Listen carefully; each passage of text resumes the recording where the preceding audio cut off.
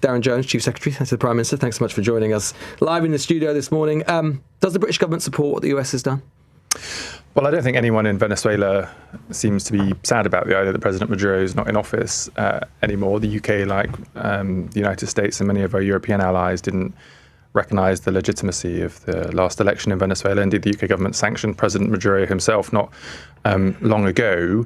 But given what's happened in the last 24, 48 hours, the important question now is ensuring a peaceful transition so that a new president of Venezuela can be elected democratically with the consent of the people of Venezuela, and anything that we can do as a third country in respect of that, we're happy to do so. But do we support it?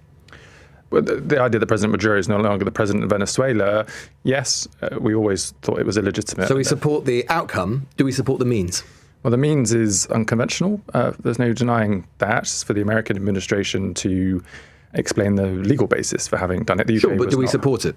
Well, it doesn't matter one way or another because it's happened and we were not involved. Surely it matters. We're a UN Security Council permanent member. Surely it matters what we think. Do we support it or not? Well, the UN Security Council is going to meet this week and the American administration will have to set out the legal basis for the operation. Are you saying that your own government's view about this matter doesn't matter? No, I'm saying that we need to see the legal basis for the operation that the Americans undertook. They've not published that detail yet. I'm assuming they will do at the UN Security Council this Would the week. British government do this?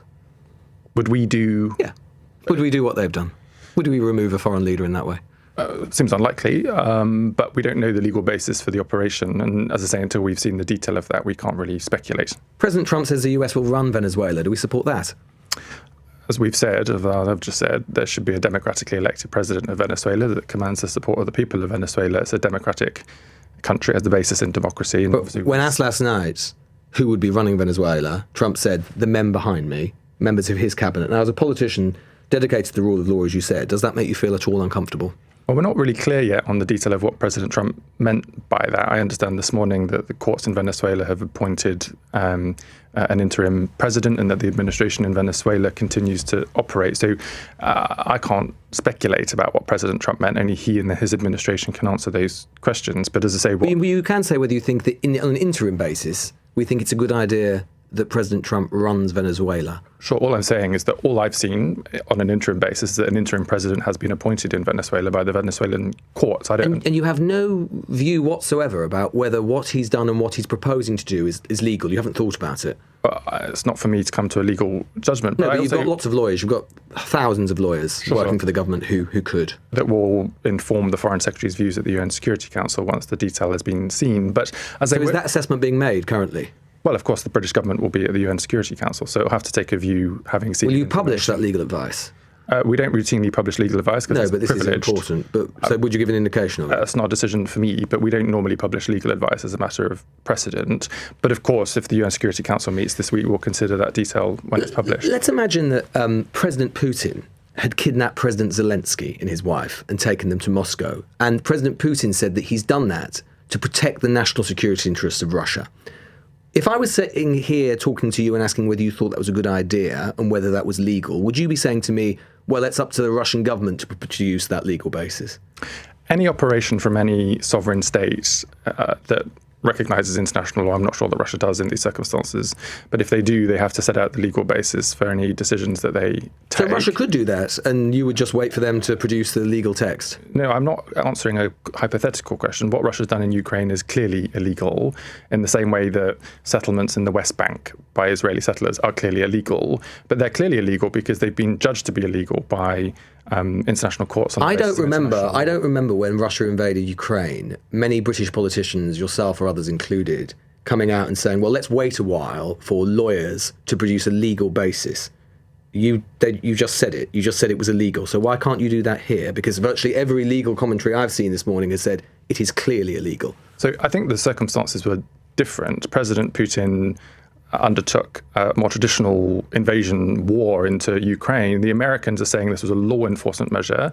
They've kidnapped, Chief Secretary, they've kidnapped the guy. They've literally abducted him. They've taken him to a New York court. They're publishing pictures. I mean, don't get me wrong. Nasty, horrible, brutal dictator. No one's weeping for him. But the precedent is clear. They are literally putting out pictures of the guy on this helicopter, blindfolded, and you're saying, that could be fine. Might be.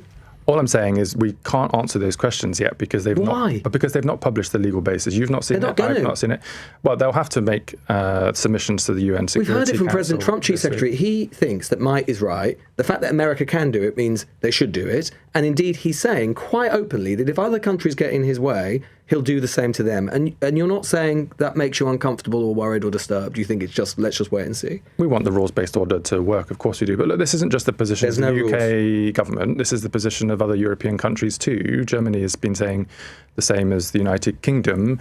All I'm saying is we need the time over the next few days of this week to engage with our American counterparts, for them to publish the legal basis of the operation for the UN Security Council. Would you urge the United States government not to abduct any other foreign leaders? Look, I'm not going to answer hypothetical questions. You won't urge the United States government not to abduct other foreign leaders? We think the rules-based order matters and that people should comply with international law.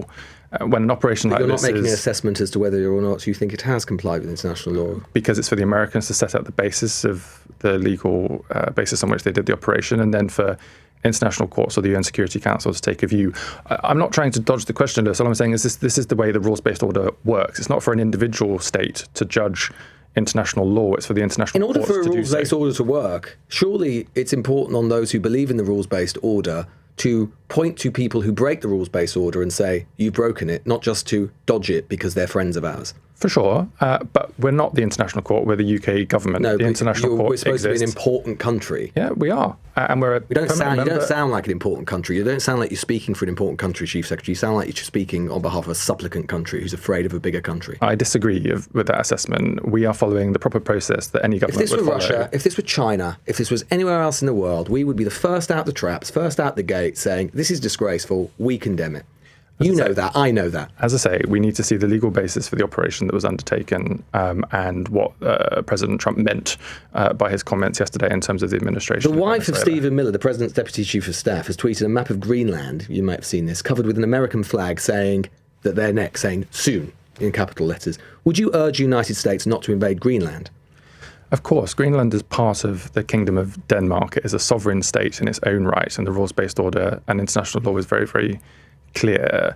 All I'm saying is... Would you urge them not to abduct the leader of Greenland? Of course, but all I'm saying is that the Americans' commentary so far has been that this was a law enforcement measure against President Maduro. They've also said it was about oil. Well, the action that they've said so far was about law enforcement, but we've not seen any. Well, we've not seen any more detail about the law enforcement rationale for their operation, and that's what the American administration needs to publish. There's going to be a vote of censure, clearly, in the United Nations. How are we going to vote in that motion?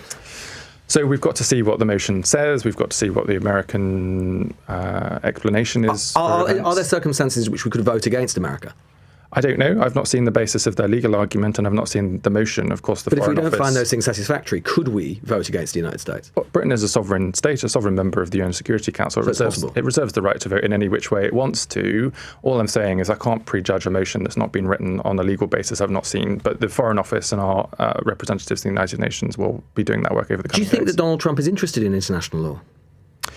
I mean, he has made very clear that he's interested in trying to resolve peace in Africa and other places around the world. Do you think he's committed to international law as a concept? You'd have to ask him the question. I mean, the United... You. Well, I'd love to ask him. Well, I don't speak on behalf of President Trump, as you will appreciate. I don't know. Well, President Putin's clearly not interested in international law. Would you agree with that? Well, because he's unleashed an unconventional illegal war in Ukraine. And President Trump has abducted, as you yourself say, in a completely unconventional, unprecedented way, has abducted a foreign leader. So given everything we know, and given that he's threatening other countries with the same, and given his record in other areas as well, would you say that he's very interested in international law? And I think he would probably say he's not. I'm just interested in what you think. As I say, I'm not going to try and be a spokesperson for President Trump. I neither wish to do that or will do it. I speak on behalf of the UK government. Do you think America continues to be a dependable ally?